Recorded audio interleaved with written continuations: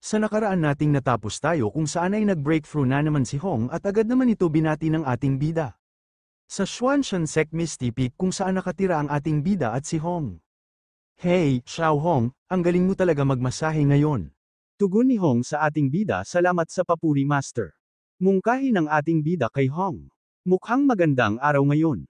Dahil ang galing mo kamakailan, dadalhin kita sa isang astig na lugar. Kasunod nito ay nagtungo na ang ating bida at Hong sa lugar na astig na sinasabi ng ating bida. Sa isip-isip ni Hong habang kumikinang-kinang ang kanyang mga mata, sandali dadalhin niya na ba ako sa lugar kung saan siya nakakuha ng malupit na loot. Pagkatapos ay may tumawag kay Hong at sa ating bida, isang lalaki na mayabang, sabay sabi, "Hoy kayo ba, mga hanggal, nagtatangkang sumabay akala nyo talaga, mga nascent soul level na walang kwenta, na may ibubuga kayo." Ang pangalan pala ng lalaki ay si Chen Xiao, isang peak divine transformation stage. Sa loob-loob ng ating bida habang napapaisip, grabe peak divine transformation, solid na XP boost yan, akala ko pa naman magmumukha akong mahina pagdating doon. Wika ng ating bida habang nag-dirty finger kay Chen Xiao habang tumatawa. Oy gago, kailangan ko ng kasama para maging astig ako, game ka bang maging sidekick ko? Tugon ni Chen Xiao habang nagagalit sa ating bida. Ikaw, naghahanap ka talaga ng bugbugan. Kasunod nito ang ating bida ay nagpalabas ng kanyang matinding mana. Sige na, ibigay mo na, Ye Junlin, maagang yugto ng pagsasanib ng katawan. At agad na namang sinabihan ng system ang ating bida. Nainis mo ang isang kalaban sa pinakamataas na yugto ng banal na transformation, kasanayan lakas laban sa lakas, na aktibo, boom, lumipat ka sa maagang yugto ng pagsasanib ng katawan. Kasunod nito, agad dinurog ng ating bida si Chen Xiao gamit lamang ang isang malaking kamay. Sa isip-isip ni Hong habang nagulat sa ginawa ng ating bida at pinagpapawisan. Sandali, body fusion level na tong taong to, gaano nakatagal niya tinatago ang lakas niya, hindi madali ang pabagsakin siya. Mungkahi ng ating bida kay Hong, malapit na, ang lugar na to ni hindi kayang abutin ng true immortal level na pinuno ng Demon Sect. Tanong ni Hong sa ating bida, sandali, ano yung alamat na lihim na dimensyon? Mungkahi ng ating bida kay Hong, halika na, panahon na para imulat mo ang mga mata mo. At agad na patungo ang ating bida at Hong sa isang lagusan. Kasunod nito ay namangha na lang si Hong sa kanyang mga nasisilayan. Matapos ang pangyayari ay napadpad sila Hong at ang ating bida sa isang lugar kung saan tila bang may magaganap na pagpupulong kasiyahan. Madali kayong manood ng manga, lahat ng mga bayani pakiupo agad, ang 10 taong anibersaryo ng event ay malapit nang magsimula, manatili tayong nakaabang. Mungkahi ng ating bida kay Hong sabay paliwanag, dito ako nagmula, ang mga taong to kani-kanyang mundo nila, Xiao Hong, manatili ka sa akin at marami kang matututuhan. At namamangha na lang si Hong sa mungkahi ng ating bida sa kanya, sa isip-isip ni Hong, okay, hindi ito ganap na paraiso, pero nakakabilib ang lugar na to, ang mga taong nandito, para silang mga halimaw. May ilan sa kanila na hindi ko man lang maintindihan, si Ye Junlin, o ang ating bida, sobrang hindi totoong tao ang dating. Kasunod nito, habang nagpapahinga ang ating bida sa kanyang bangko, tinawag niya si Little Hong sabay tanong, busog ka na at lumakas pa ang iyong cultivation. Halika rito at masahin mo ang balikat ng iyong master. At mapapansin natin si Hong ay nagpalabas ng kanyang mana dahil sa inis niya sa ating bida. Sa loob-loob ni Hong habang nakatingin sa ating bida, habang may pagnanasa, Ye, ang lakas ng loob mong utusan ako kahit nasa divine transformation stage na ako. Ngunit ang ating bida ay hindi niya napansin si Hong sa kanyang binabalak at patuloy parang tumatawa ang ating bida. Habang patungo na ang kamay ni Hong sa ulo ng ating bida, sa isip-isip ni Hong, isang hamak na divine transformation cultivator, lumayas ka. Kasunod ay may tumawag sa ating bida, may mensahe kay Peak Lord Ye. Wika ng lalaki sa ating bida, at makikita natin si Hong ay nagulat. Peak Lord Ye, tinatawag ka ng Sect Master sa discussion hall, may agarang bagay na dapat pag-usapan. Tugon ng ating bida, isa na namang misyon kakalipas lang ng isang araw. Sa isip-isip ni Hong habang may naiinis na ekspresyon sa kanyang mukha, sayang ang pagkakataon, pero laging may butas ang depensa ni Ye Junlin, magkakaroon pa ako ng maraming tsansa sa susunod. Kasunod nito ay agad nang umalis ang ating bida, sa lakas ng impact, nawasak ang sahig sabay sabing Little Hong, aalis muna ang master mo, maganda ang mga teknikang natutunan mo, pagbalik ko, tulungan mo akong masahihin ang aking mga binti. Tugon ni Hong sa ating bida habang naiinis, talagang itinuturing mo akong isang alipin, hindi ba? Dapat tinapos na kita noon pa nang walang pag-aalinlangan. Sa Profound Heaven Sect, sa bulwagan, habang nagtatalakay ang mga disipulo. Ano ang dapat nating gawin? Kawawa naman talaga bang nakatakdang lipulin ng langit ang Profound Heaven Sect? Kasunod nito ay dumating ang ating bida sa Profound Heaven Sect. Wika ng sect leader Junior Brother Ye, dumating ka na. Tanong ng ating bida sa sect leader, ano ang nangyayari mga kapatid? May panibagong suliranin na naman ba ang sekta? Mukhang lahat ay narito na. Tugon ng sect leader, habang may malungkot na ekspresyon sa kanyang mukha. Ganito ang sitwasyon, ilang taon na ang nakalilipas, ang kahariang Wei, na nasa ilalim ng proteksyon ng ating Profound Heaven Sect, ay nagpadala ng isang madaliang panawagan para sa tulong. Paliwanag ng sect leader sa ating bida, iniulat nila ang mga kakaibang pangyayari sa buong kaharian, kung saan maraming sibilyan ang namamatay sa hindi malamang dahilan. Ang mga bangkay ay ganap na naubusan ng dugo, naiiwan silang nasa isang kakilakilabot na kalagayan. Lalo pang lumala ang mga insidenteng ito sa Wei Kingdom, kung saan ang buong mga lungsod na may mahigit 1,000,000 naninirahan ay naging mga bayang multo.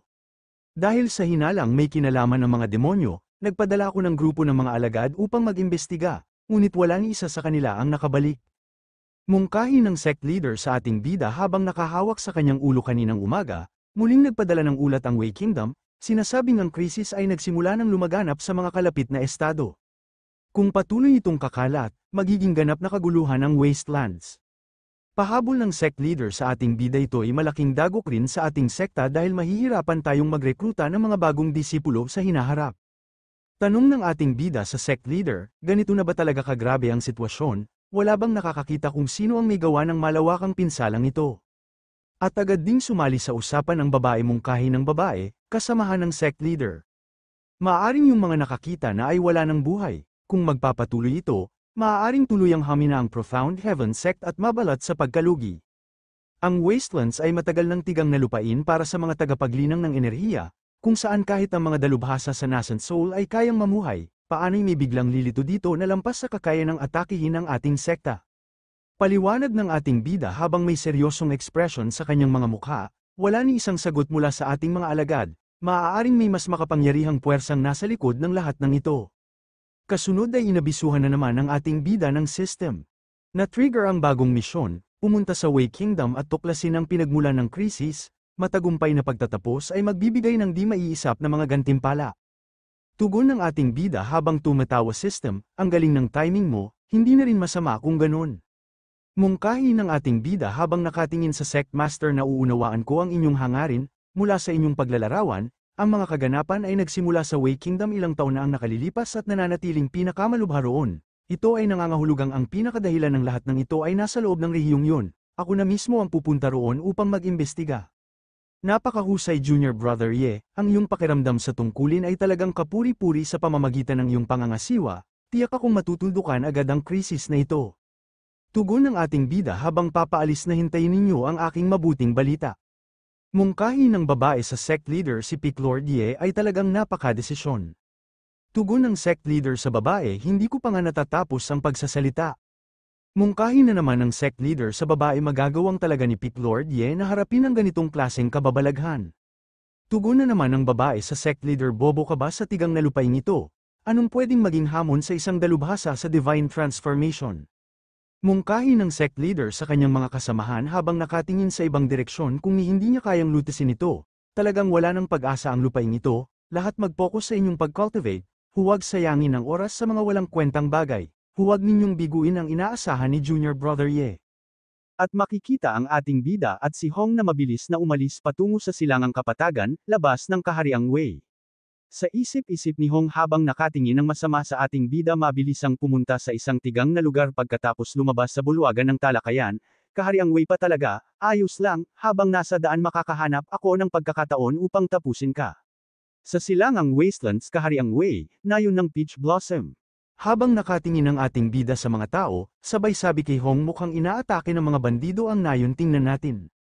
Habang nakaupo ang village chief ng Peach Blossom Village, nagmamakaawa siya sa bandido. Matatapang na bayani, ang aming nayon ay kilala sa kahirapan. Ang tanging lang naming ari-arian ay ang aming mga alagang hayop, manok, pato, baka, at tupa. Kung kukunin ninyo sila, kunin ninyo na lahat, huwag nyo lang pakialaman ang mga walang malay na mga taga-nayon. Habang nakatingin ang pinuno ng bandido, sabay sabi, sino may gusto ng kaba-abang mga alagang hayop nyo? Ang gusto ko ay kayo lahat mismo.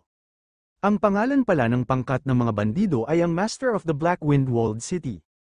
At makikita natin ang village chief ng Peach Blossom ay tumilapon at natanggalan ng ngipin sa lakas ng suntok ng pinuno ng mga bandido.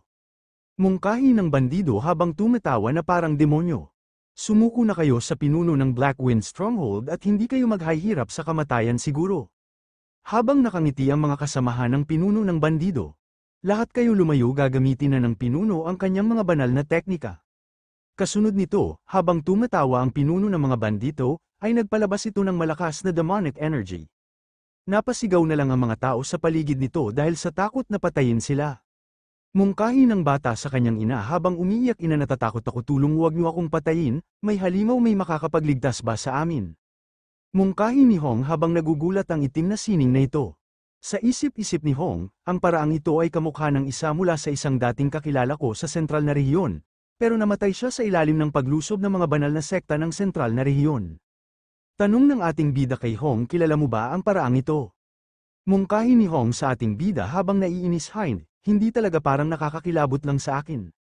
Tugon ng ating bida kay Hong, ano ba ang ugali mong yan, bata? Sa loob-loob ni Hong, kung talagang siya nga, mukhang hindi magiging kasing simple ng inaasahan ang paglalakbay na ito. Kasunod nito ay makikita natin napapasigaw at napapatanong kung dito na ba sila ang mamamatay habang unti-unti kinukuha ang kanilang mga enerhiya. Sa bilis ng ating bida makikita natin ay nasa likod na ito ng pinuno ng mga bandido habang nakahawak sa balikat at nagulat na lang ang pinuno ng bandido sa bilis ng pagsulpot ng ating bida. Mungkahi ng ating bida sa pinuno ng bandido, ang inyong pista ng dugo ay natatapos dito, huminto na kayo ngayon. At kaagad inatake ng pinuno ng bandido ang ating bida, sabay tinanong kung sino ito, sinira mo ang mga plano ko, gusto mo bang mamatay? Makikita natin isang daliri lang ang ginamit ng ating bida sa pinuno ng bandido ay nawalan ito ng kamay sa lakas ng ating bida at nagulat na lang ang pinuno ng bandido dahil hindi ito makapaniwala. At nanlaki na lang ang mata nito sa takot sa ating bida. Kasunod nito makikita natin ang pinuno ng bandido habang nakaluhod ito sa ating bida. Mungkahi ng ating bida, huwag kang masyadong mainit ang ulo, kailangan pa nating mag-usap ng maayos. At napapasigaw na lang ang kasamahan ng pinuno ng bandido dahil sa gulat dahil ang kanilang pinuno ay nakaluhod ito sa ating bida. Mungkahi ng pinuno ng bandido habang nanginginig sa takot sa ating bida, Divine Transformation Cultivator. Patawarin niyo ako. Tanong ng ating bida sa pinuno ng mga bandido, sabihin mo sakin, saan ka nanggaling? Paliwanag ng pinuno ng mga bandido sa ating bida, dating akong bantay sa palasyo ng hari ng Wei Kingdom, hinatulan ako ng kamatayan ng prinsipe matapos makakita ng isang bagay na hindi ko dapat nasaksihan. Ayaw kong mamatay ng hindi makatarungan, kaya tumakas ako para iligtas ang aking buhay. Mungkahi ng ating bida, ano ang nakita mo, at saan mo natutunan ang madilim na sining na yan?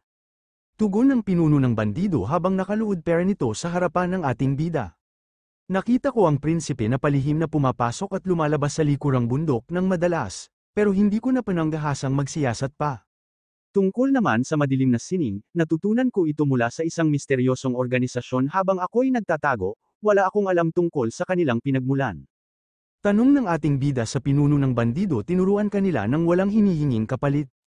Paliwanag ng pinuno ng bandido sa ating bida habang pinagpapawisan dahil sa takot, hinihiling lang nila na gamitin ko ang teknik upang sumipsip ng kakanyahan at dugo ng iba para mapalakas ang aking kultibasyon, yun lang. Para maprotektahan ng sarili ko palagi kong sinusunod ang kanilang mga tagubilin at wala akong alam na iba pa. Mungkahi ng ating bida kay Hong, mukhang may isang malawak na organisasyon sa likod nito, maaaring konektado ang kanilang mga kilos sa kasalukuyang krisis. Sa isip-isip ni Hong habang nakatingin sa ating bida. Ang paraan ng pagpapasa ng teknik na ito, masyadong kahawig ng kanya, posible kayang buhay pa siya.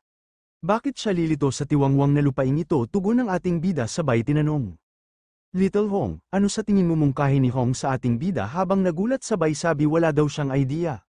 Sa loob-loob ni Hong habang may nalalaman ngunit tinatago niya lang sa ating bida ang katotohanan. Kung ang kapahamakang ito ay talagang kagagawa niya. Si Ye Junlin, na isa lamang kultibador sa antas ng banal na transformasyon, ay hindi magiging sapat upang pigilan siya. Posibleng ang kaharian ng Wei ang maging huling hantungan ni Ye Junlin. Mungkahi ng ating bida sa pinuno ng bandido, habang pinagpapawisan ng pinuno ng bandido at inilapit ng ating bida ang kanyang kamay sa noo nito, tingnan natin kung may tinatago ka. At makikita natin ang pinuno ng bandido ay namuti na lang ang mata nito at nanlaki dahil sa ginawang teknik ng ating bida sa kanya. Kasunod nito makikita natin ang apat na figure ang nagpakita sa isipan ng pinuno ng bandido at napasigaw na lang ito sa sakit. At namatay na lang ang pinuno ng bandido habang bumubula ang kanyang bibig. Hindi siya nagsisinungaling, pero may natuklasan akong mahalagang bagay. Kailangan nating magmadali papunta sa palasyo ng hari ng Wei Kingdom. Kasunod nito ay ginamit na ni Hong ang kanyang kapangyarihan para tapusin na din ang kasamahan ng pinuno ng bandido. At makikita natin ang kasamahan ng pinuno ng bandito ay napapasigaw na lang ito sa sakit dahil sa furry flame technique ni Hong at unti-unti nang naglalaho ang mga katawan nila. At napatahimik na lang ang ating bida at village chief of Peach Blossom ay napapanganga na lang dahil sa takot pati yung kasamahan niya kay Hong. Mungkahi ni Hong sa ating bida, hindi ba tama lang napatayin ang mga bandido? Master, may nagawa ba akong mali? Sa isip-isip ni Hong, matagal na akong nagpipigil, ngayon lang ako nakapaglabas ng sama ng loob.